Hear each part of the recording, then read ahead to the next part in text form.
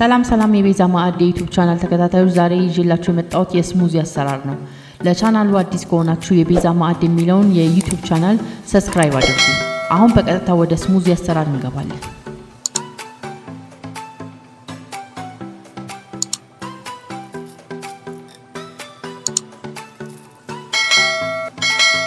አሁን እንግዲህ መጀመሪያ የሚያስፈልጉን ነገሮችን እናያለን። ሙዝ ያስፈልገናል፣ እንደገና ስትሮበሪ እንዲሁም ወተት እና እርጎ ያስፈልገናል።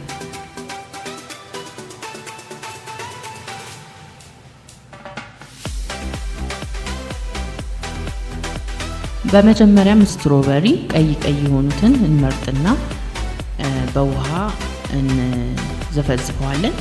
ከዛ በመቀጠል ስንዘፈዝፈው አቼቱና ጨው ብናደርግ በደንብ እንዲታጠብልንና እላዩ ላይ ያሉትን ቆሻሻዎችን ለማስወገድ እሱ ተመራጭ ነው።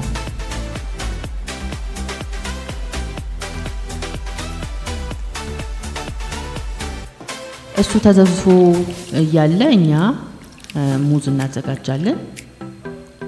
3 ሙዝ በቂ ነው ብዬ አስባለሁ። ሙዞቹን እንጨምርና ስትሮበሪውን ማጠብ እንጀምራለን ማለት ነው። ከዛ ስትሮበሪውን ከቅጠሉ እየለየን ወደ መፍጫችን እንጨምርበታለን።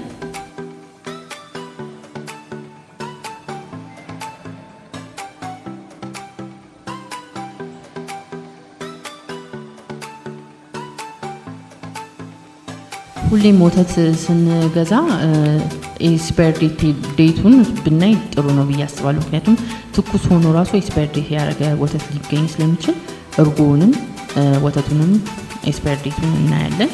ከዛ ወተቱንም እንጨምራለን። ከዛ እርጎውንም አንድ ላይ እናደርገዋለን ማለት ነው።